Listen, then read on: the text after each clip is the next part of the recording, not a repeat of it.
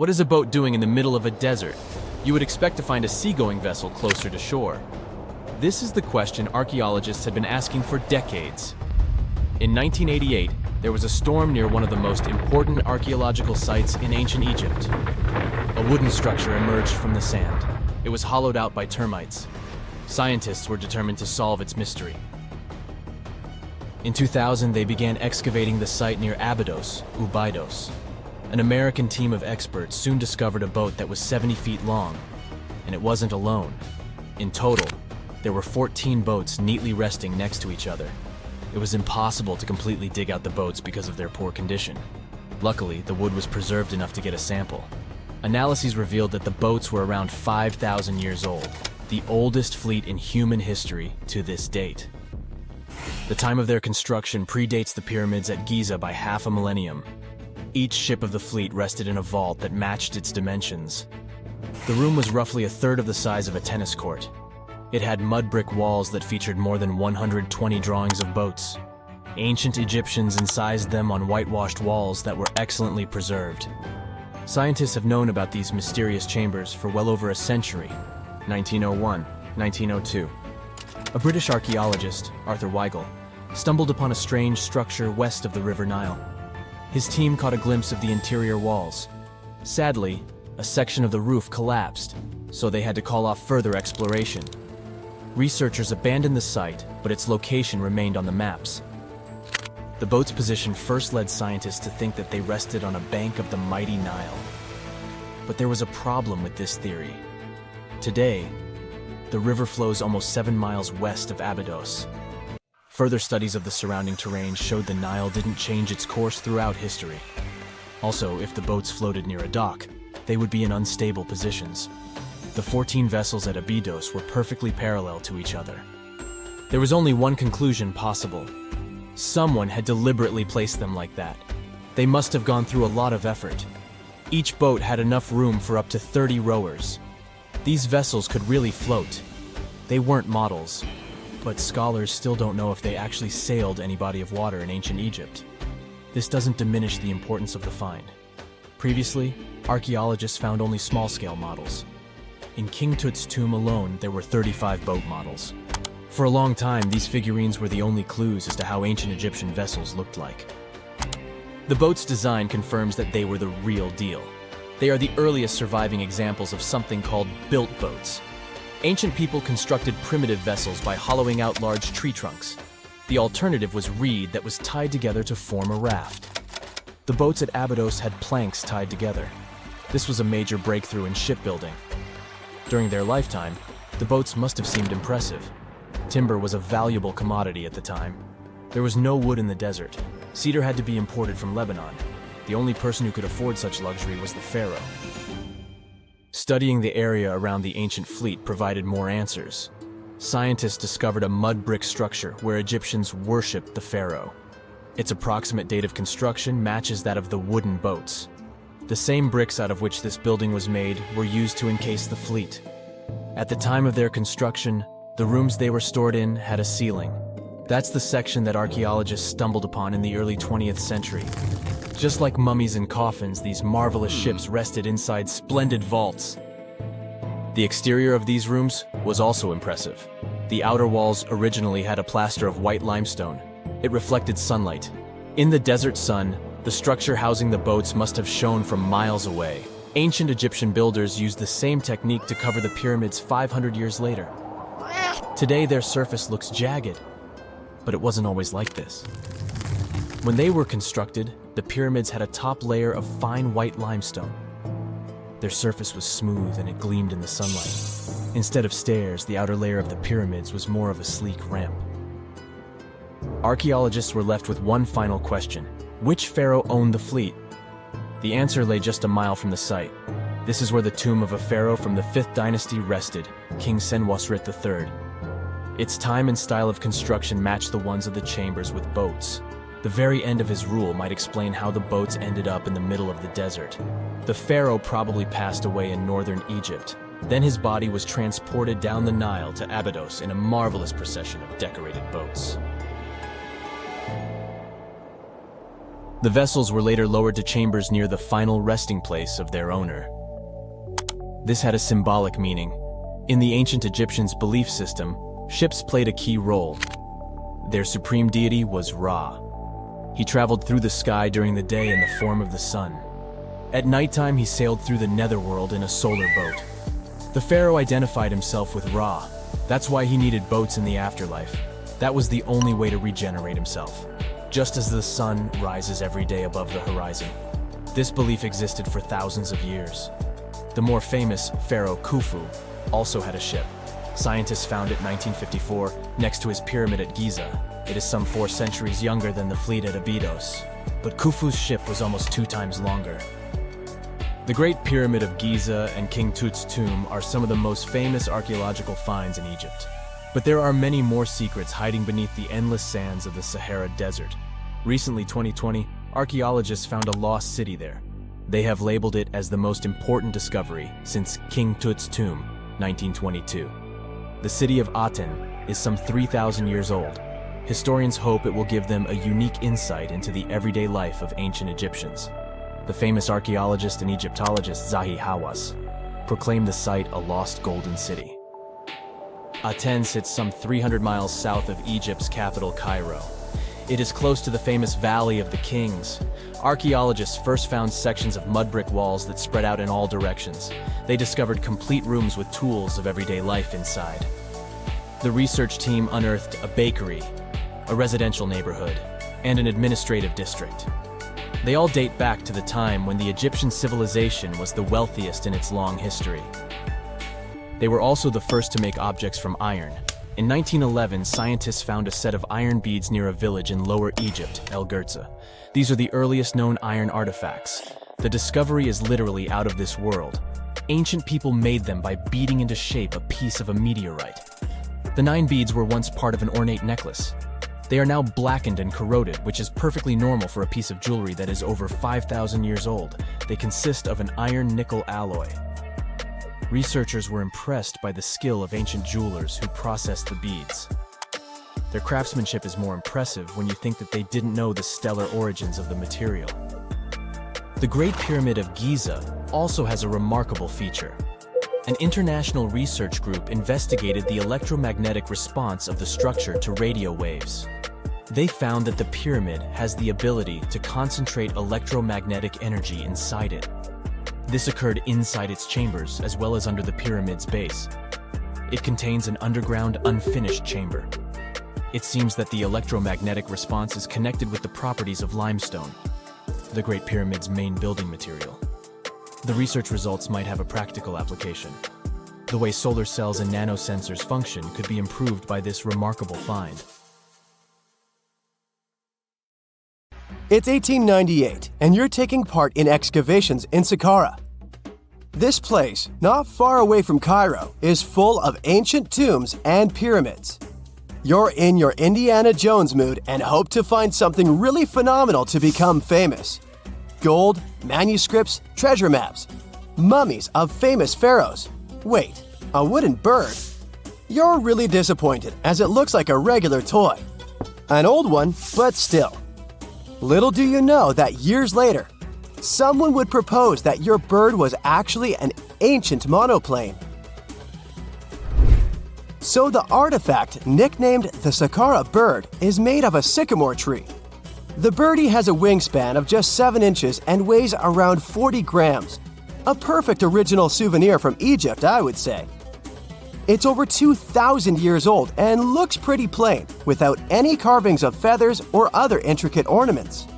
It has a beak and eyes though, which makes our find look like a hawk, the emblem of the deity Horus.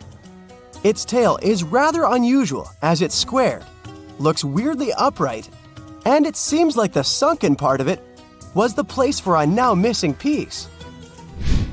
Humans love solving a good mystery, so there have been several attempts to explain the use of the birdie. First, quite simply, is that it was a ceremonial object. The second idea is that it was a toy for a child from some well-off family. It could have been some sort of boomerang, which was a popular concept in ancient Egypt. Then there was a theory that the bird had been used as a weather vane.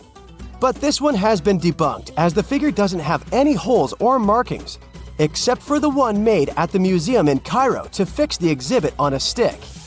So there was no way to hang it in the past. Almost a century after the bird was found, Egyptologist Dr. Khalil Masiha proposed a new theory that it could have been a model of a monoplane. He believed the bird was missing a horizontal tailplane. Otherwise, it had its wings set at a right angle, similar to that of modern planes. It could have worked to generate the aerodynamic lift necessary for flights. Dr. Masiha also claimed that it was common at that time to place miniature models of technological inventions in tombs. So, did the ancient Egyptians really invent the plane in 200 BCE? That would make the Wright brothers, who are considered the inventors of aviation, really upset. They made one of their first flights only in 1903. There's just one way to know for sure, and that is to test the model. But you know, the ancient museum in Cairo would unlikely let one of their cherished exhibits fly around like a toy. That's why glider designer Martin Gregory built a similar model, this time of balsa wood, and concluded that even with the missing tailplane, the plane wasn't much of a flyer. Case solved? Not really. This didn't sound convincing enough to the History Channel, so they invited an aerodynamics expert to build another replica of the bird. He tested it in weather conditions similar to those in Egypt and was impressed with the little plane's abilities. So, if they did invent the prototype of a plane back in the times of pharaohs, it would be a good example of an oupart. That's an out-of-place artifact, an object that's way ahead of its time in terms of technology or history. And the Saqqara bird isn't the only example of such a revolutionary concept. In 1901, a group of divers retrieved the Antikythera mechanism from an underwater shipwreck near the Greek island of Antikythera. It's been dubbed the world's first analog computer, and it's currently dated around 100 BCE. The bronze mechanism could tell the position of the sun, moon, planets, and stars, as well as the lunar phase, the dates of upcoming solar eclipses, and even the speed at which the moon moves through the sky. No one's sure who used it and how or where it was made, but it's obvious that it's extremely precise and way too advanced for its time. The first flushing toilets in the world were invented in the middle of the 20th century. Just kidding.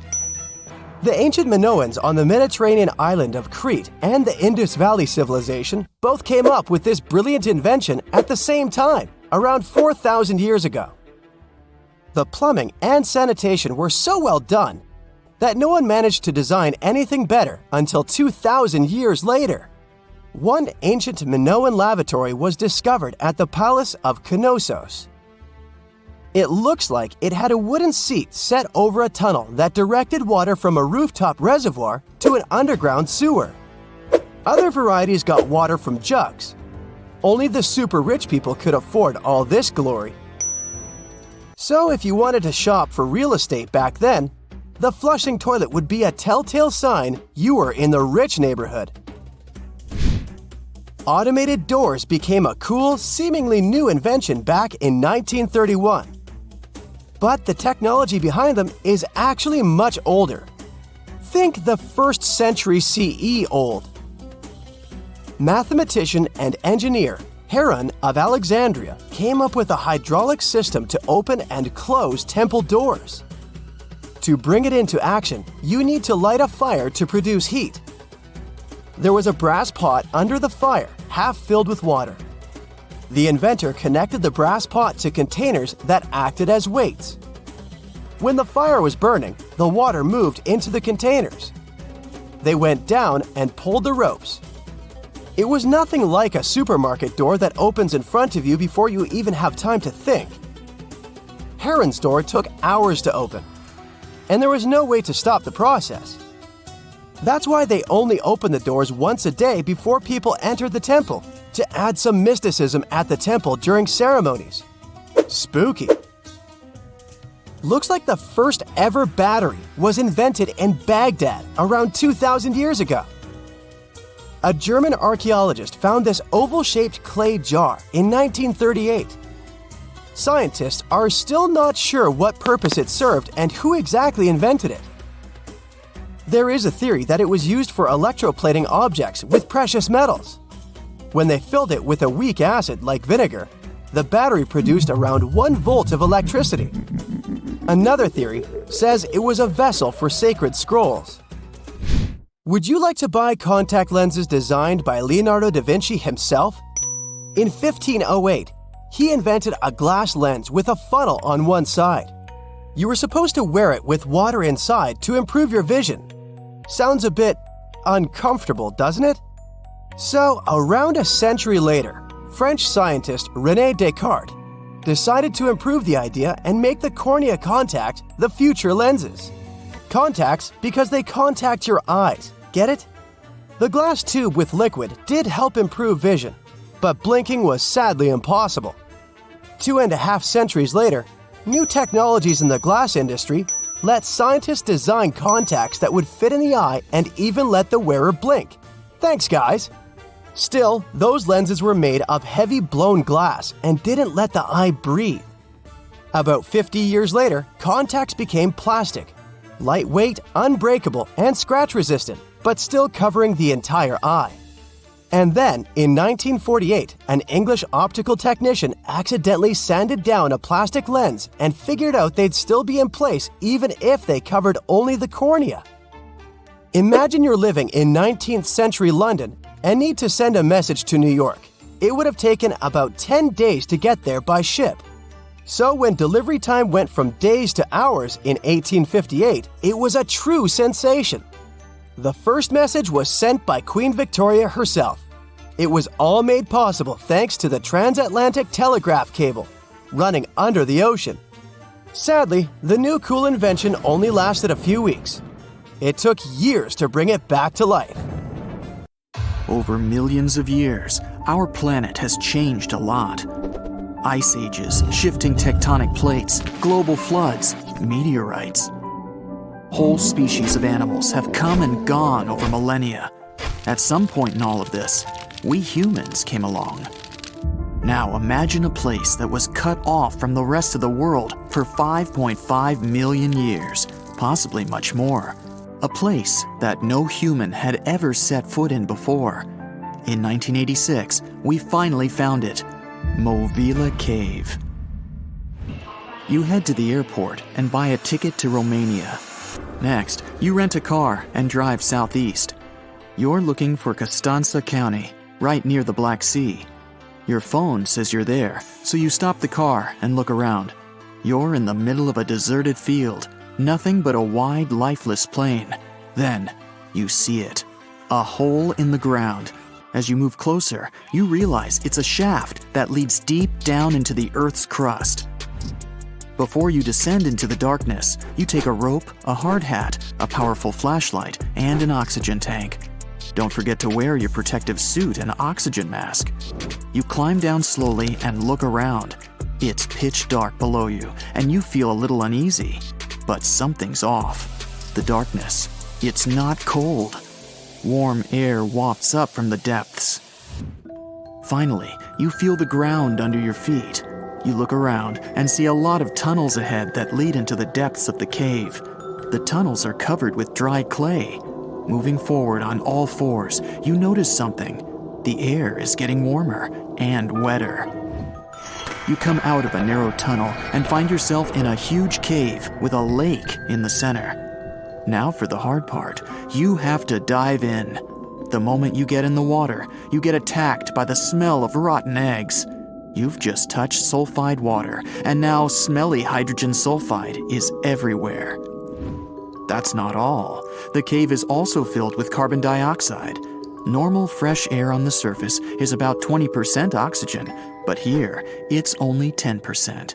Not enough for us to survive without our trusty oxygen tank. Still, all those other gases give you a nasty headache. You turn on your flashlight to full power and dive under. Somehow, you need to swim through these narrow underwater rifts. There are a lot of them. It looks like an underwater maze. You're a little worried, but your O2 tank is still pretty full. You squeeze through the rifts and finally find an open area. You freeze. From above, below, from all sides, you start to hear the sound of crawling creatures. The flashlight beam catches thousands of slippery, fast insects. This cave contains 48 species, 33 of which are completely new to us. Strange white snails crawl along the walls, and transparent shrimps, even small leeches, swim in the water. White centipedes with huge whiskers and transparent spiders shuffle around under your feet. There are even 2 species of scorpion, as if you weren't scared enough. Water scorpions, and another kind, as yet unidentified. It's not exactly your typical desert scorpion. Actually, nothing around here looks normal. All the creatures here are white or transparent. They don't have eyes, just long legs and whisker antennas that help them navigate in the watery darkness. It's a sci-fi director's paradise. You couldn't make this stuff up. The deeper you go into the cave, the less oxygen there is. Amazingly, there are even more small monsters running around. The air is all methane and carbon dioxide. These bizarre little things have never seen the sun, never been out of this cave. The spiders, scorpions, and leeches get hungry, right? They feed on smaller creatures, snails and worms. But what do the smallest creatures eat? Just then, you notice something very strange on the surface of the water. There's a gross white substance that looks like foam. You touch it carefully. It's like wet toilet paper, and it tears as soon as you touch it. But it's not foam or paper.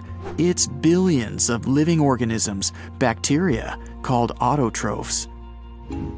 These bacteria make food from carbon dioxide, but they don't make it from the air like plants or trees. They use water. It's called chemosynthesis. These tiny bacteria excrete their unused food, and bigger ones come along and eat it. Then the tiny snails and worms eat the big bacteria. A whole wacky, unique food cycle deep underground in a random cave in Romania.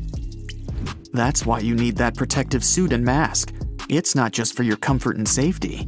Without the suit, you might accidentally leave behind some human bacteria from your skin or something. It could ruin the delicate balance of life in this underwater world. The underwater cave is too small and dangerous for expensive scientific equipment, so you grab a couple of samples of water, land, and air and get out of there as fast as possible. The cave hasn't been fully explored yet. The Romanian authorities don't allow just anyone to scuba dive on down there. Let's see in a few years. Who knows what else they'll find? You're back at your fancy lab, and you start to understand why that cave is such a big deal. The conditions in Movile are almost the same as in the first years of Earth's existence. Back then, our world was shielded from the sun by a dense atmosphere. It's actually possible that the microbes found in the cave are the same ones that were around way back when life began. These bacteria could turn out to be incredibly useful. They oxidize the dangerous gases, methane, and carbon dioxide. Basically, they make them harmless. Thanks, little guys. Movile Cave isn't the only extreme place on Earth where life still finds a way to survive and thrive. Picture the Eiffel Tower in Paris. Now imagine 10 of them on top of each other. Now imagine drilling down that deep. Got it? Life still goes on, even this far down. There's almost no oxygen there. The pressure is insanely high, and it's hotter than the hottest desert. Welcome to the nematode empire. Nematodes are worms, and these wiggly dudes are tough as nails. When there's no air, no food, or it's just too hot, they transform. It's called the dower stage. It's a state of stasis, of deep hibernation. The worm's metabolism slows way down. It's like they go to sleep for a long time and only wake up when there's enough air or food around, or when it gets cool enough. And you don't have to dig that deep to find these creatures. Nematodes are found all over the world. They live in hot springs, in deserts, high up in the mountains, in the harsh cold of Antarctica, inside animals, and even inside the human body. You don't have to travel to Mars to find out of this world scenery. There are places on Earth that look unreal. The Danakil Depression in Ethiopia is one of the hottest, driest, and most inaccessible places anywhere on Earth. It's a large desert that gets almost no rain, but there's still plenty of liquid around. It sits on 2 active volcanoes, so liquid hot magma often flows up from under the Earth's crust. There are also colorful lakes full of acidic water. The salt from the lakes reacts with volcanic minerals, making bizarre figures that look like the backdrop of a sci-fi movie. Toxic gases and chlorine vapors rise up from the lakes, making it one of the most dangerous places on Earth. You need a gas mask to survive, but life always finds a way. There are living things here, even in a lake so hot that the acidic water actually boils. Microbes live happily in the lakes and surrounding rocks. If something can survive here, who knows? You can find another tough survivor in the Lut Desert in Iran. They've just discovered a new and special kind of crustacean there. These creatures live in small lakes that appear from time to time thanks to desert rains. This species can survive for decades in dry sediments, just waiting for a tiny bit of water. So these are all very small life forms, but are you in the mood for some monsters? Scientists have just discovered them swimming in the waters off Antarctica. Massive sea spiders, huge starfish, transparent shrimp-like things. In 1 month, researchers found about 30,000 sea creatures, many of them never seen before. Who knows what else is down there? Can you tell me what date it is today? Piece of cake. You just look at your smartphone and voila, you immediately know the day, month, and year.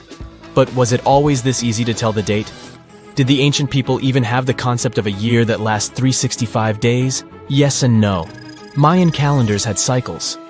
That's close to what we call a year. But the Mayan cycle was much longer, 819 days. And this is where the mystery begins. 819 days compared to what? When does this calendar begin, and when does it end? Scientists were asking themselves this question for decades. They discovered and deciphered the Mayan calendar during the 1940s. Recently, 2 American scientists, John Linden and Victoria Bricker, came forward with a solution. So, what did they do differently from their predecessors? The duo deciphered the code by broadening their thinking. They expanded the calendar from 819 days to full 45 years. That's 20 times longer than the original cycle. And a pattern started to emerge. This was a major breakthrough because the Maya told time in a complicated way. You can forget about the easy-to-read Arabic numerals we have today. These ancient people used glyphs. These are tiny images that represent characters, something like the icons on your desktop or universal symbols. When you see a little dot with 3 curved lines above it, you know there is a Wi-Fi network available. The Mayan calendar used glyphs that represented animals or natural phenomena. For example, there were symbols for a jaguar and an eagle. Each glyph marked one day. Each cycle is repeated 4 times, 8 and 19 x 4. Let's call these 4 cycles blocks. The Mayas colored each block differently. Scientists thought these colors corresponded to the 4 cardinal directions. Red was east, white, north. West was black, and finally, yellow marked south. But then the 1980s came. Yeah, this was a weird decade. The calculations were all wrong. Researchers determined that the colors were associated with the position of the sun in the sky. It turned out that the color yellow represented the highest point of the sun, which is called a zenith. White was the lowest point, called the nadir. It seems that the calendar showed just how good the ancient Mayas were at astronomy. This is most evident at Chichen Itza. This principal Mayan city is located on the Yucatan Peninsula, Mexico. There stands an impressive step pyramid. It is dedicated to the feathered serpent deity, and its alignment is perfect. Something marvelous happens here twice a year, during the equinoxes, March and September. These are the times when the sun shines directly over the equator. On these 2 dates, the day and night last the same. At the site of the pyramid, sunlight first illuminates the sculpture of the serpent head at the base of the structure. Then it makes its way up the 91 steps. This creates the illusion that a snake is slithering down the pyramid. Even today, people gather to witness the sight, and it must have been more impressive when the Mayas completed the structure 1050-1300 CE. Do you know what a synodic period is? Neither do I. But Mayan astronomers did. A synodic period is the time that passes before a stellar body does a full lap. For example, this is the period between two full moons. When you look from Earth, this period lasts roughly 30 days. And the Mayas were looking at the skies non-stop. They carefully noted the synodic periods of all planets. From Venus to Saturn, these ancient astronomers kept records of nearly all celestial bodies. But what does this have to do with their calendar? The American researchers' calculations revealed the link. Let's take the planet closest to the Sun as an example, Mercury. Its synodic period is 117 days. Multiply that by 7 and you get which number? Exactly 8 to 19, when 17 x 7 equals sign 819. Coincidence? Definitely not. Because synodic periods of other planets also neatly match the magical figure 819. But this is not visible from a single Mayan cycle. Scientists had to expand it several times to discover the pattern. There is a reason why no one could decipher the code for so long. They were focused on a single planet. The trick was to add the Mayan calculation for all the planets. Researchers just needed to see the bigger picture. This brings us to the year 2012. Can you remember that some people thought that the world would end on December 21st? That turned out to be a bust. We are alive and well now. But what started this false rumor? The Mayan calendar, of course. You see, these ancient people based their calendar on long periods of all the planets. That included a lot of complicated math and a lot of multiplying. This 2012 was simply the time when their cycle ended. It is known as the long count. This period is the same as our year. For the Mayas, 2012 was something like the 31st of December for us, just an end of a cycle in which they measured time, so there was no need to panic. Those New Year's Eve parties might be a bit wild, but the world doesn't end on January 1st. The Mayas stretched more than their calendar. Rubber was the name of the game. Yes, you've heard it correctly.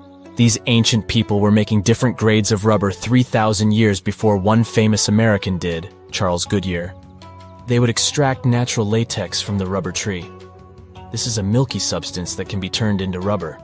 And they weren't the only ones. Scientists found evidence that their neighbors, the Aztecs and the Olmecs, did the same. But what did they do with rubber? They didn't need car tires, definitely. But it's cool to have a nice pair of sandals for the beach. The Spanish wrote about rubber sole footwear that natives wore. Sadly, scientists still haven't found them. That would be a big step for archaeology. So the Maya were playful with rubber, literally. Researchers guessed that they produced balls from latex. These were bouncy and ranged in size from a softball to a soccer ball. A typical Mayan ball game, pits, involved 2 hoops. You must be thinking basketball, but not quite. The hoops were set on walls, 23 feet high. Compare that to the NBA standard of 10 feet. And the hoop was the other way around. There is also a sweet side to the story of the Mayas. These ancient people enjoyed chocolate. In fact, the modern word chocolate probably comes from their language, Xocolatl. This meant bitter water. Okay, you get the bitter part, but why water? The Mayas didn't produce chocolate in the form we know it today. They didn't make bars of chocolate. They drank it. Smashed cocoa beans made for excellent drinks. The Mayas perfected the mixture over time and even added spices. Anyone up for a fiery chocolate drink with stew peppers and cornmeal? Who knows, maybe this beverage actually tasted well. Cocoa beans were sacred and used as a currency. Researchers believe all social classes got to enjoy it. Free chocolate for all sounds nice even today. But where did the Mayas get clean water for their cocoa drinks? From the oldest known filtration system in the Western Hemisphere. It was based on zeolite. These are minerals that contain aluminum and silicone compounds. And guess what? Modern air and water purifiers still use this material. Mayan tech wins yet again. Back in Europe, Roger Bacon developed a sand filtration system in 1627, some 1,800 years after the Mayas. But what about regions without rivers, lakes, or springs? Mayan engineers had it all figured out. Rainwater.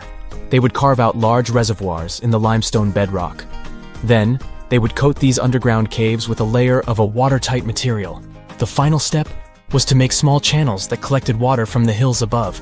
Scientists estimated that just one of these reservoirs could hold on average 10,000 gallons of rainwater, enough to fill 55 modern hot tubs. We know that the ancient Egyptians were talented enough to build something as grand as the pyramids, but were they also smart enough to measure the speed of light?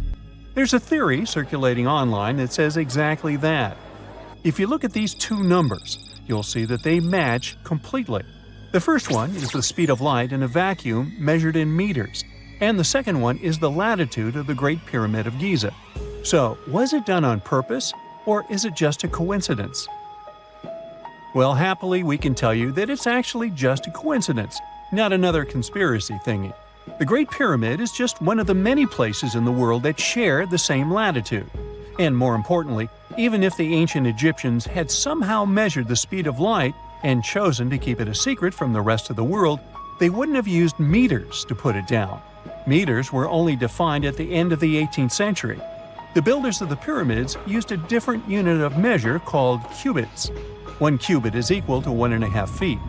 Cubit was based on the length of the arm from the elbow to the tip of the middle finger, and it became popular in the ancient world.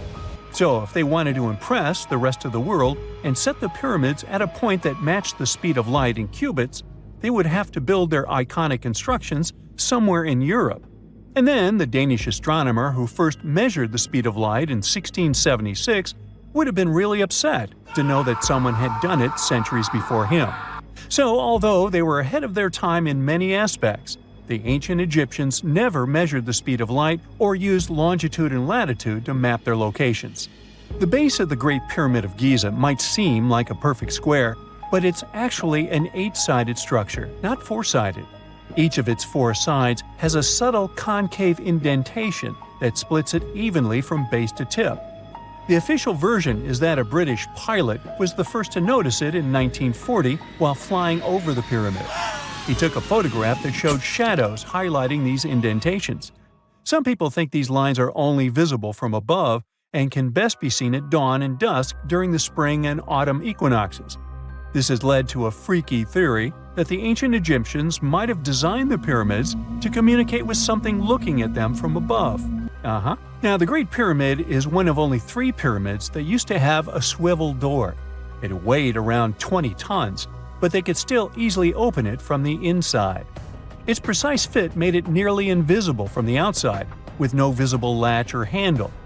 There were only slight variations in the exterior stone that gave out an opening. The other 2 pyramids with similar doors belonged to Khufu's father and grandfather. The Great Pyramid also has a hidden void at least 100 feet long that was only found in 2017. We still don't know what lies within the space, what purpose it served, or if it is the only space of its kind. Researchers used the same tech to see through cathedral walls, Mayan pyramids, and even volcanoes. It depends on a natural shower of subatomic particles called muons. They pass more easily through empty space than through solid materials. So if they arrange multiple muon detectors around a structure, scientists can map out its solid and empty areas. A team of scientists placed muon detectors inside the Great Pyramid and allowed them to gather data for months. Scientists have analyzed samples of the mortar used to build the pyramids many times. Although we know its composition, modern technology still can't replicate it. The mortar is mostly made from processed gypsum, but it wasn't used like the cement we use for bricks today. Instead, they used it to support the joints between the massive stones as they were set in place. The estimated amount they needed to construct the Great Pyramid was around 500,000 tons of mortar. The gypsum mortar is stronger than the stones themselves and has held up for thousands of years.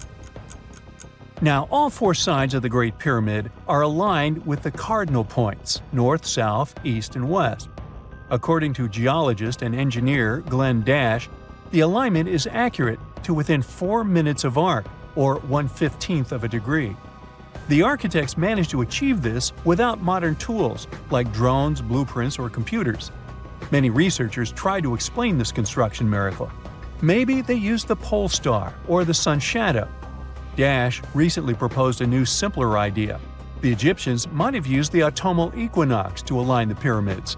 It happens twice a year when the Earth's equator passes through the center of the sun's disk. making day and night nearly equal in length. To test his theory, Dash conducted an experiment on the 22nd of September 2016, the first day of the fall equinox. He used a special rod the Egyptians had to cast a shadow and tracked its tip at regular intervals, forming a smooth curve. By connecting 2 points of the curve with a taut string, he created an almost perfect east-west line. Dash noted that on the equinox, the shadow's tip runs in a straight line, nearly perfectly east-west, and with a slight counterclockwise error. There's a similar error in the pyramids. Although his experiment was conducted in Connecticut, Dash believes that the same method would work in Egypt. All the ancient Egyptians needed was a clear, sunny day. They could determine the fall equinox by counting 91 days from the summer solstice. But they left us few clues, and no engineering documents or architectural plans have been found that explain their methods. So they might have mapped shadows, but it's not definite. Scientists have long wondered how heavy stone blocks were carried to the pyramid sites, and they might finally have an answer. A research team from the University of North Carolina, Wilmington, has discovered that 31 pyramids are likely to have been built along a long-lost ancient branch of the River Nile. It's now hidden under desert and farmland. For many years, archaeologists have thought that ancient Egyptians must have used a nearby waterway to transport materials, equipment, people, and whatever else they needed to build the pyramids on the river.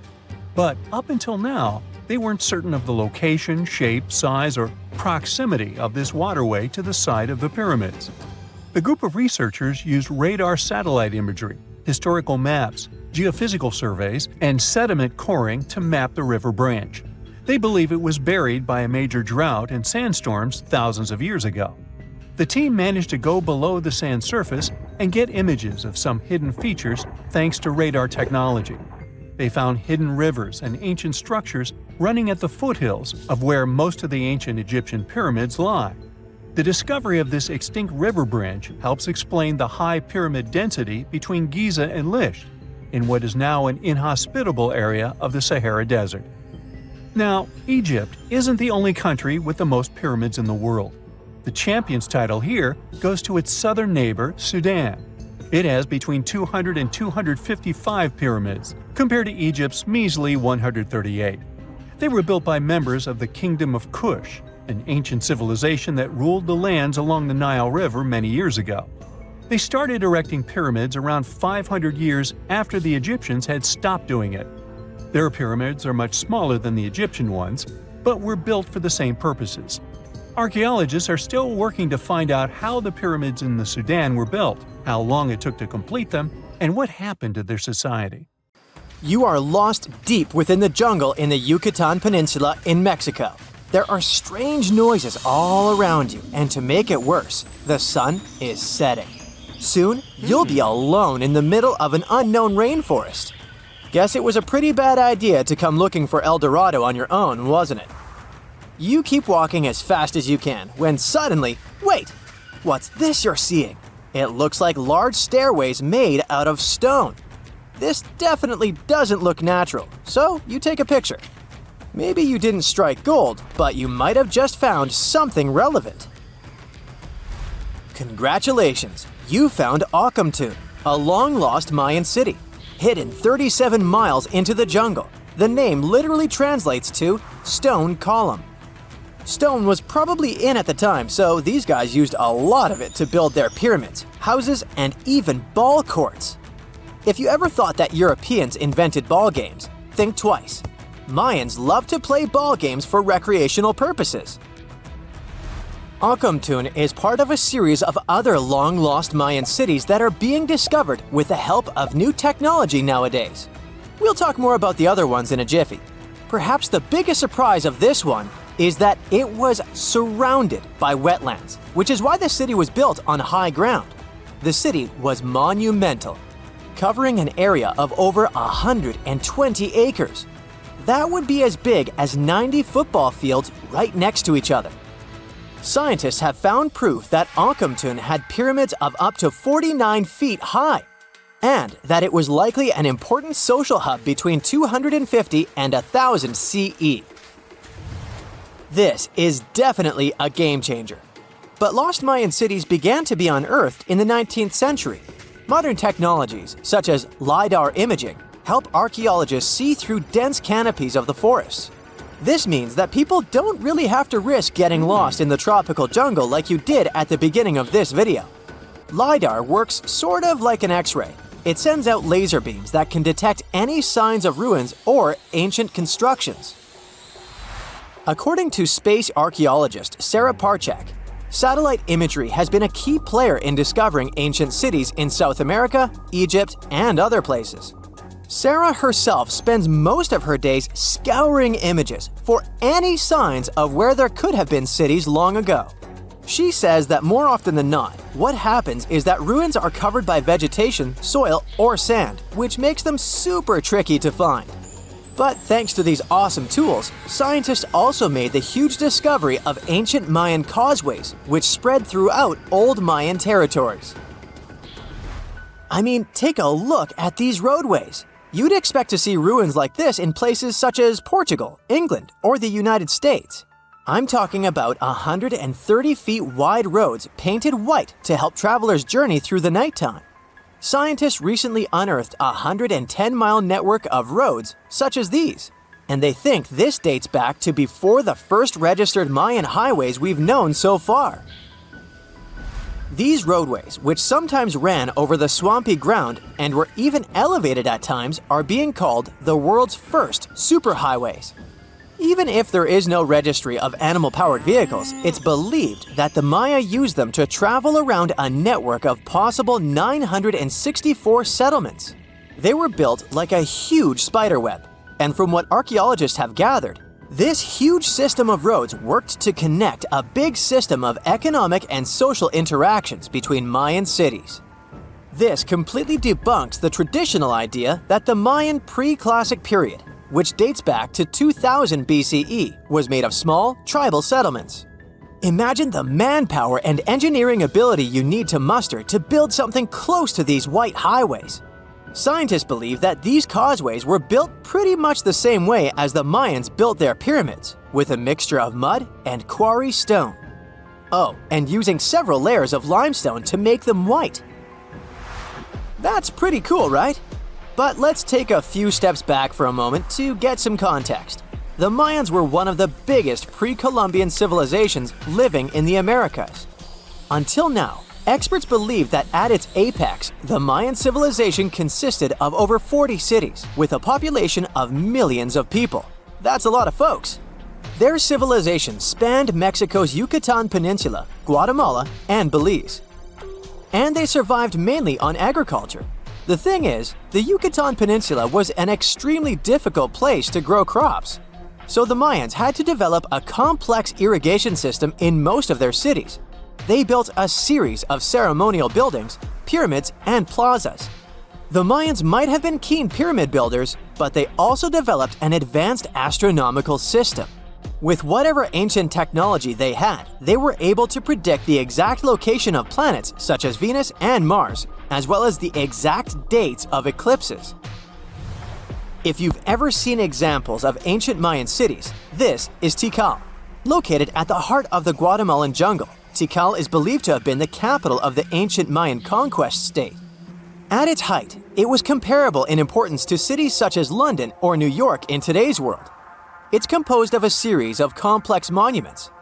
The North Acropolis is one of Tikal's most ancient complexes of monuments. Built solely by human hands around 350 BCE, it served as the resting place of kings and chiefs. Its monuments are up to 200 feet high. Back in the day, the step pyramid temples were painted a beautiful red. Mayans loved that color. Today, of course, you'll only see the limestone. Then there's Chichen Itza.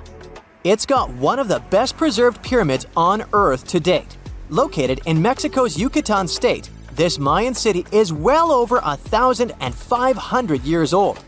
At its peak, it was home to 35,000 people. The site covers 4 square miles of land. The highlight is El Castillo, a tremendous step-like temple standing 80 feet above ground. Its most peculiar feature is that it has 91 steps up each of its 4 sides. including the upper platform, which makes for 365 steps, the same number of days as the solar year. You can see that these folks were a pretty big deal, huh? That's why nobody can really understand what happened to them. There's a big lack of evidence on the decline of this almighty empire. What could have been the cause of their demise? Was it a drought? New research in 2017 did bring some new discoveries into the mix.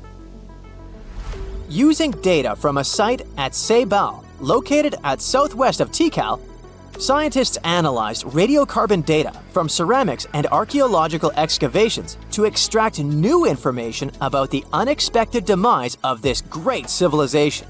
The information shows that instead of a sudden collapse, the Mayans most likely fell in waves of social instability and political crises. These events are believed to have deteriorated Mayan city centers and began causing the dispersion of the Mayan population. It's hard to pinpoint the exact causes, though. But hey, recent discoveries are shedding a big light on humanity's past. Not only about the Mayan Empire, but about other long-lost civilizations of South America. A major recent discovery in Brazil was done using satellite imaging technology and is also shocking scientists. Some images from near the Xingu River, also in the Amazon, suggest that cities of millions of people might have existed inside the jungle, way before our modern civilization ever existed. I mean, if this doesn't shock you, I don't know what will. Satellite imagery also detected a network of trenches dating back to 200 and 1200 CE in the Bolivian Amazon forest. These proofs suggest settlements that could have supported around 60,000 people right in the middle of the Amazon forest. When researchers from the University of Florida went on ground to check the satellite information, they were shocked to find several mounds that were accompanied by ditches and geoglyphs. Archaeologists also found remnants of carefully designed walls centered around plazas, much like the type of construction done by the ancient Mayans. You're walking down the street. You see a strange-looking antique shop called Ageless Trinkets of Mr. Bright.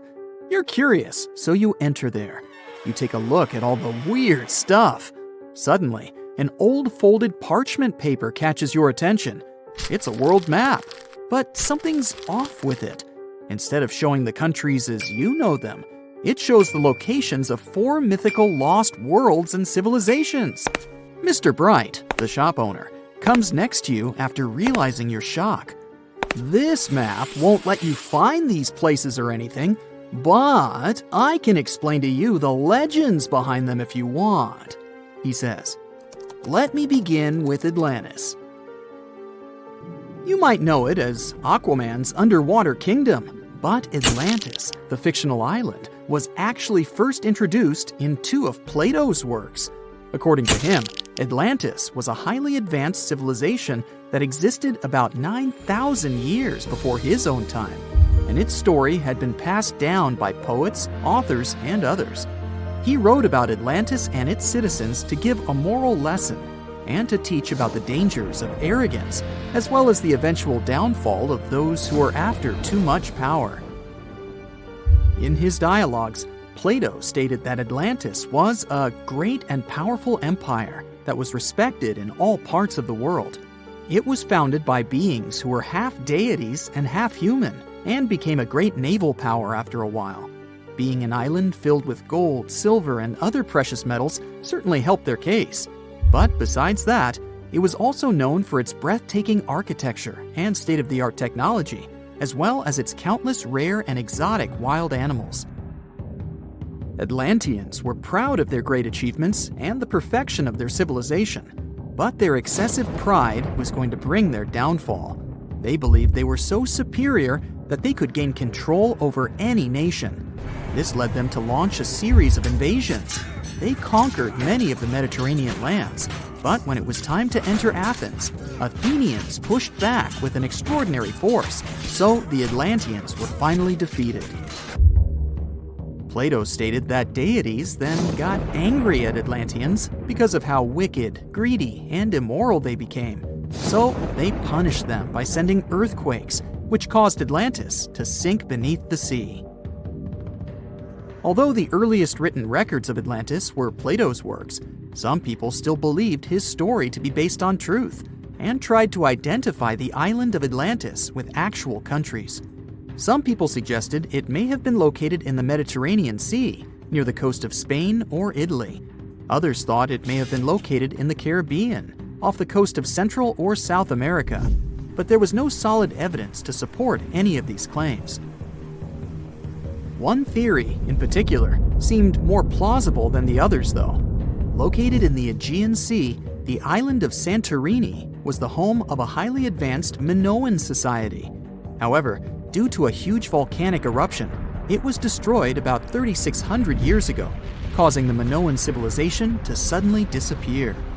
These similarities between the fictional Atlanteans and the historical Minoans made Santorini a good candidate for the speculations. Yet again, there were still major flaws with it, such as how the time when Plato said Atlantis was destroyed doesn't coincide with the time of Santorini's eruption. So Atlantis still continues to be regarded as nothing more than a popular legend in the scientific world. Now, let's move toward the northeast direction on the map, Mr. Bright says. According to Celtic Breton mythology, there once was a magnificent city called Ys, also known as Caris, that towered over Douarnenez Bay in France's Brittany region. It was the most wealthy city in the entire Atlantic. It was especially famous for its beautiful gardens and buildings, and its citizens were all living comfortably and happily there. Dahut, who was King Bradlon's daughter in Breton legends and literature, had a deep love for the sea. She begged her father to build a city at the edge of the sea, and that is how the city of Ys was established. Little did she know that she would be the one responsible for the destruction of her father's beloved gift. You see, since the city was surrounded by the sea, it needed to be protected by a dike equipped with floodgates, and these gates could only be opened at low tide. And the only one who had the keys to these gates was the king himself. One day, a handsome red knight arrived at the city, but couldn't pass the gates. Dahut was so taken by him that she wanted to let him in. She knew that her father was the keeper of the only key to the city, so she sneaked into his room and stole it from him. Then she gave it to the Red Knight so that he could enter the city and they could be together. However, the Red Knight turned out to be the Prince of Darkness, and he intentionally left the gate open to the raging sea. The waves soon swallowed all of Ys. King Bradlon was able to escape on his magical horse, but Dahut couldn't. She turned into an evil mermaid who lured sailors into the sea. Today, if you go to Quimper, a city in Brittany, northwest France, you can find the statue of King Bradlon riding on his horse. Although the city of Ys is a legend, Brittany coast locals believe that on the days when the waters are calm, you can still hear the tolls of the city bells deep under the sea, if you listen carefully. Mr. Bright then points at the Indian Ocean on the map and says, "Now, have you heard about Lemuria?" Back in the mid-1800s, a few scientists suggested that there was once a continent that existed in the Indian Ocean, somewhere close to the south of modern-day Sri Lanka. The first one to popularize this theory was the British lawyer and zoologist Philip Lutley Sclater. In his paper, The Mammals of Madagascar, he stated that he found lemur fossils in India, and not in Africa. However, this discovery was extremely shocking to him because of the fact that lemurs' original homeland, Madagascar, is much closer to Africa. He proposed that this was possible only if some larger continent connected the two once. He stated that this continent must have eventually sunk to the ocean floor. He then named it Lemuria, and hence the theory was born. People who came after Sclater took his theory a step further and thought that Lemuria was also the home of an extinct race of humans called Lemurians, who had 4 arms and enormous bodies, and were also the ancestors of modern-day humans, as well as lemurs. Of course, as new scientific discoveries were made on plate tectonics, evolution, and the study of DNA, the theories regarding the fictional continent called Lemuria were debunked. The last fictional land on the map is Agartha, Mr. Bright says. Taking its roots from Eastern mysticism, one legend says there's a kingdom called Agartha that is located deep beneath the surface of the earth. It's where all four corners of the world are connected by paths and tunnels. It is said that there's a secret entrance into Agartha hidden in the Gobi Desert, and it's built by Agarthans themselves using advanced technology that can't be detected by us, the surface folks. According to some beliefs, Agartha exists to counterbalance the energies of those who live above the surface. While we live in a state of rush and heightened emotions, this world beneath us is the total opposite. Some even say that those who escaped Atlantis fled here to continue their lives inside the Earth's core. And yet, others think it's actually a land that's crawling with all kinds of monsters. But there's no need to be scared, since modern science proved Earth's core is not actually hollow and is a solid hot iron ball. So you can cancel your journey plans to the center of the Earth if you've made any. Thanks, Mr. Bright. Researchers have found almost 1,000 previously hidden Maya settlements in the tropical lowlands of what is now northern Guatemala. They did it with LiDAR, light detection and ranging lasers, which they used to scan areas from the air. The region we're talking about is pretty vast. All those structures and buildings they saw over there stretch across about 650 square miles. And these spots were supposedly occupied thousands of years ago. It seems all these structures were pretty densely packed, so people lived close to each other. They had at least 417 ancient villages, towns, and cities where they could identify boundaries. These structures and buildings were actually a part of a state that looked like a kingdom. Some of these settlements were built as sports courts, civic, ceremonial, and religious centers, and residential homes. There were also massive palaces, platforms, dams, pyramids, and causeways across that area. People who lived there also had reservoirs where they collected water.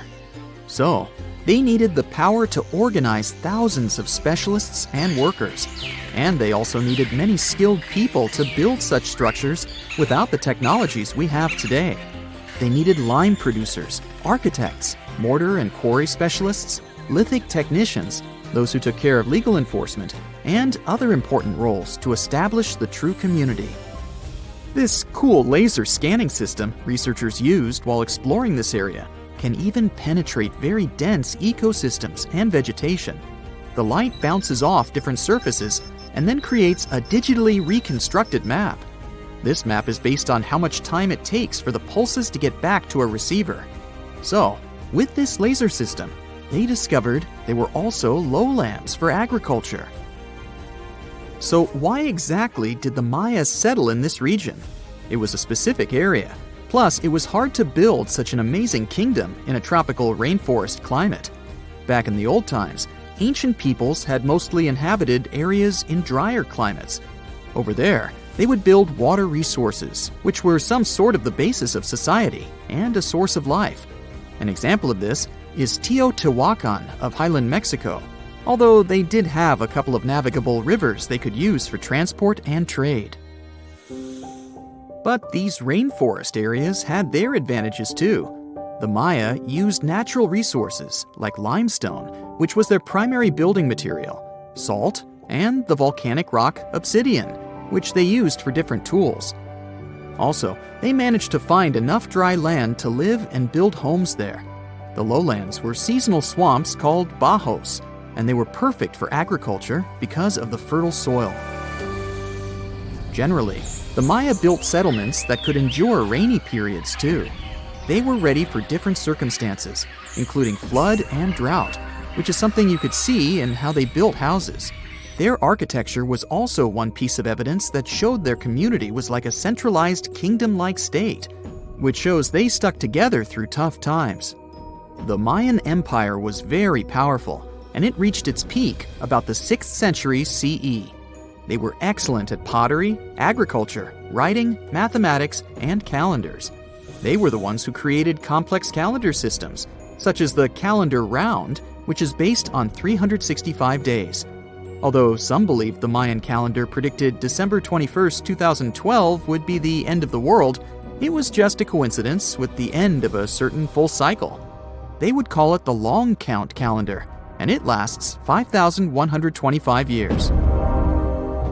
The Mayan people left behind an impressive amount of astonishing architecture and symbolic artwork. Most of their stone cities ended up abandoned by 900 CE. No one still knows why the Mayan civilization in that area collapsed, although there are some theories. Some think that by the 9th century, these people had exhausted the resources around them to the point that they could no longer feed and sustain such a big population. Others believe some city-states didn't get along that well, so they broke down the traditional system of power they used to have.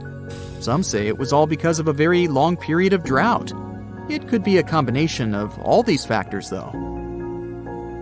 But one Mayan city, located on an island, even survived until the 17th century. It was long after the rest of the Mayan civilizations had been destroyed or abandoned. If you're a traveler, you might know the town by its modern name, Flores. Scientists believe about 2,000 people lived there. The earliest Maya people were farmers. They cultivated crops like beans, squash, corn, and cassava. As they had many interesting ingredients, they created hundreds of cool recipes. Many of those are still present even today. For example, in modern Mexican cooking. And especially popular are papayas, cacao, avocados, squash, pineapples, chili peppers, beans, and so on. Even though the Maya mostly practiced a kind of primitive type of slash-and-burn agriculture, there is also evidence of them using some more advanced farming methods, like terracing and irrigation. And they were big chocolate lovers. More than 3,500 years ago, the Olmecs of Mesoamerica probably turned out to be the first to realize that it takes some work for us to get such a cool thing as chocolate. But the Maya were the ones who turned it into a true form of art. Scientists found out about it when they found cacao in Mayan pottery. Their chocolate would be mixed with honey, water, cornmeal, and chili peppers. That's how you get a spicy, savory, hot chocolate beverage you can try even today in Mexico and Central America. Also, they used written language in their books. Their paper was made from fig tree bark, and using strips of that paper, they created a large library of books. Books made of this material are called codices, and 4 of these can still be found today. Sadly, many books were lost over time because of the humid climate or some human factors. The classic Maya built a bunch of palaces and temples that had a stepped pyramid shape. They decorated them with inscriptions and reliefs, which have earned them the reputation of being incredible artists of Mesoamerica. For the Mayans, flat foreheads were the most desirable thing on someone's face. They were generally really into aesthetics, and having a flat forehead was one of the main things where you could meet their highest aesthetic standard. They also liked to glam up their looks with makeup and clothing. Also, the Mayans were master tattoo artists. Actually, they were one of the first civilizations that started doing such forms of body art. They had a rich culture and believed in many things, such as fairies. Many civilizations across the globe believed in these mythical creatures, which had different names everywhere. The Mayans called those creatures aluxes. They would make sculptures of aluxes from wood or clay, take them to the forest, and hide in some secret spots. The Maya believed these sculptures would come to life during the night and take the role of guardians of their land, animals, and crops.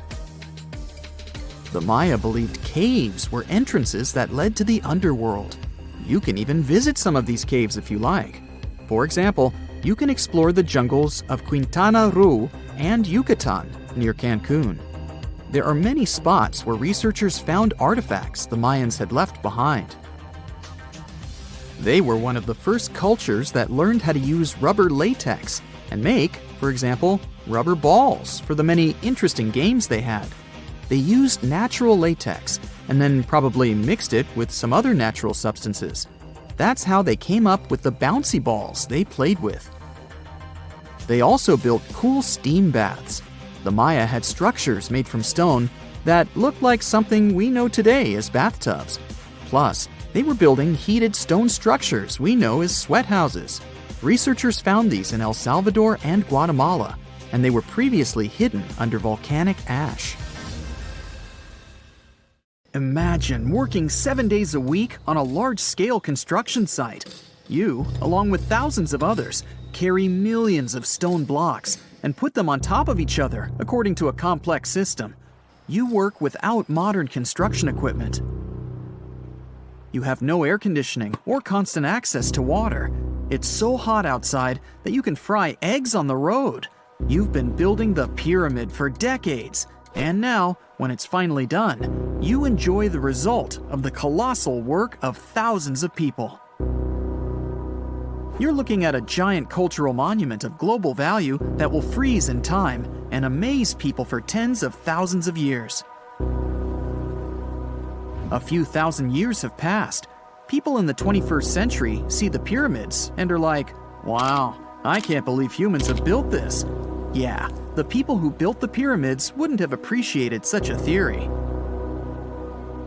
But actually, there are reasons to believe that people built it using some fantastic technology. From the outside, it seems the Great Pyramids are just big triangles of stone. People just put some heavy blocks on top of each other, and that's it. In fact, the design seems too perfect to be true. The pyramid consists of more than 2 million blocks. They lay so close to each other and are so even that you couldn't squeeze even a thin sheet of paper between them. Scientists still can't figure out the exact technology for building the Egyptian pyramids. One of the biggest and most famous is the Great Pyramid of Giza. This huge construction, well known all over the world, has one big secret. There should be a capstone on top of the pyramid. It's a triangular-shaped stone block, a small pyramid on top of a huge one. It's also called a pyramidion. The builders of ancient Egypt made it out of granite and limestone and covered it with gold. No records or old drawings prove that there was a pyramidion at the top of the Great Pyramid of Giza. But there's another ancient Egyptian structure with such a triangle, the Red Pyramid. It was built before the Great One, and its capstone has survived to this day. Archaeologists have found and reconstructed it. But where could the capstone of the Great Pyramid be? It's a mystery that still has no answer. Some are sure that some thieves have stolen it from the top. Maybe they just climbed up and pushed the pyramidion down. It makes perfect sense. The capstone was probably the most valuable element of the pyramid. Many scientists and archaeologists still don't know its exact purpose. Some believe that this peak covered with gold glorified the pharaohs. The capstone reflected moonlight at night and illuminated the entire space around it. During the day, the capstone reflected sunlight with its shiny surface. You could have noticed it from afar. The top of the pyramid was a kind of guiding star for lost travelers. All other stone blocks of the pyramid consist of limestone. People polished them to make them look shiny. In the past, they were even glowing and reflected light. You could see glowing pyramids from space, although they looked like tiny lights. Over thousands of years, winds, sandstorms, and rains have changed the pyramid's appearance. If people had taken care of them all this time, they would have looked like something out of science fiction movies, or the pyramids from Las Vegas. But unfortunately, we will never see their original appearance. Some archaeologists and scientists believe that the capstone could absorb the sun's energy and distribute it evenly throughout the pyramid. No one knows precisely why the Egyptians needed this technology. There's a theory the pyramids are ancient energy systems. The pharaohs applied this energy to use some unique technologies that were more advanced than all the achievements of the 21st century. And the triangular shape of the pyramids was ideal for boosting this electromagnetic energy. In theory, solar radiation, or electromagnetic forces, accumulated at the top of the pyramid, filled the inner rooms, and then went down the walls to the base. Any surface distortion could prevent the flow from spreading, so they had to create a perfectly smooth surface. That's why they installed the blocks so that nobody could squeeze a needle or razor blade between them. Many people believe in this theory because they built the pyramids from limestone. This material can hold energy inside itself. In the inner part, they created granite deposits to cause air ionization, that is, to create an electric charge. They also dug channels under the pyramid for water to transmit electricity. And at the top, they put a gold capstone, the best conductor of electricity. So, this is how you get a great power generator. Different cultures used similar technologies to create electricity all over the world. But these are all theories. If it had been working, humanity would have used these technologies today. There are mentions of the metal industry, chemistry, engineering, physics, mathematics, and astronomy in some ancient records. Most scientists don't believe in all these things. We know the detailed stages of the technology's development in different cultures. In the 21st century, scientists, historians, and anthropologists can track the evolution of all modern devices. If people had created some technological inventions in ancient times, the history of the world would have looked different. Perhaps all the achievements of antiquity could have been wiped off the face of the earth by global cataclysms. And it can happen to us. Just imagine how people would dig up a laptop in 5,000 years. Perhaps they wouldn't understand what kind of device it is.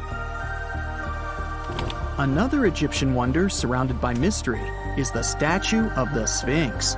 The Egyptians carved it out of a single massive piece of limestone about 4.5 thousand years ago.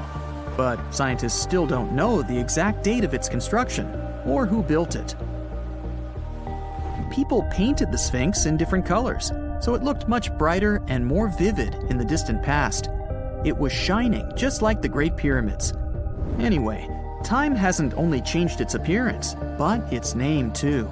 Initially, the Egyptians called it Hor-Mekhet. The Greeks renamed it the Sphinx about a few hundred years after it had been built. The Sphinx emphasized the greatness of the rulers of Egypt. It also performed a symbolic function of a watchdog guarding the tomb of the pharaoh and the paths leading to it.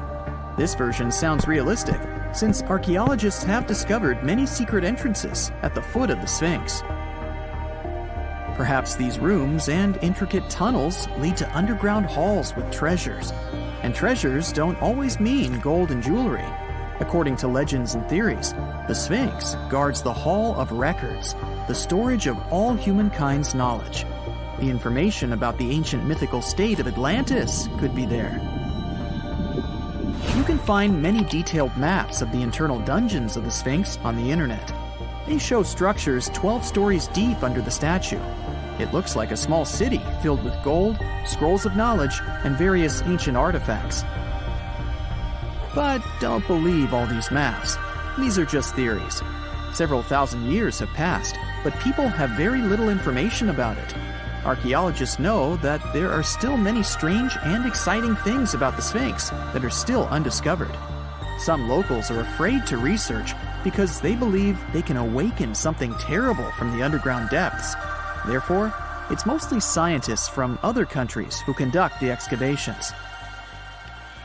In 1998, scientists discovered strange tunnels leading to empty rooms under the Sphinx. They realized that some people tried to get there through tunnels in the past, and maybe those people took all the treasures that were there. One of the legends says that some powerful artifact lays beneath the Sphinx. Its technology can change the whole world, but the locals are hiding it because it can damage the planet. Some believe that you can find evidence of unknown technologies painted on the granite walls in the pharaohs' tombs. But most likely, these paintings and signs tell us the myths and legends of ancient Egypt. But what if Egyptian symbols and drawings are detailed instructions for using ancient technologies? What if the locals that lived at that time thought, People in the future won't be able to get energy themselves. Let's leave some detailed instructions for them. Anyway, there are many riddles and theories. In reality, the search for answers is a dangerous undertaking, since it's not easy to get into the underground halls. Excavations can ruin the structure of the entire Sphinx. Any person inside the tunnels may get lost and never be able to find their way back. Besides, it costs a lot of money. Now, what would be awesome is if people could invent some device that could scan underground areas and show their detailed models.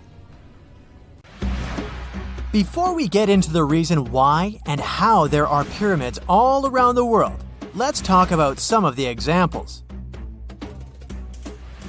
I'll start with the Pyramid of the Sun in Mexico. These folks really knew how to build a city. Their well-planned urban center spanned over 7 square miles and boasted several pyramids. But the Pyramid of the Sun is the most impressive. This giant pyramid was built way back in 100 CE and is one of the biggest structures of its kind in the whole Western Hemisphere.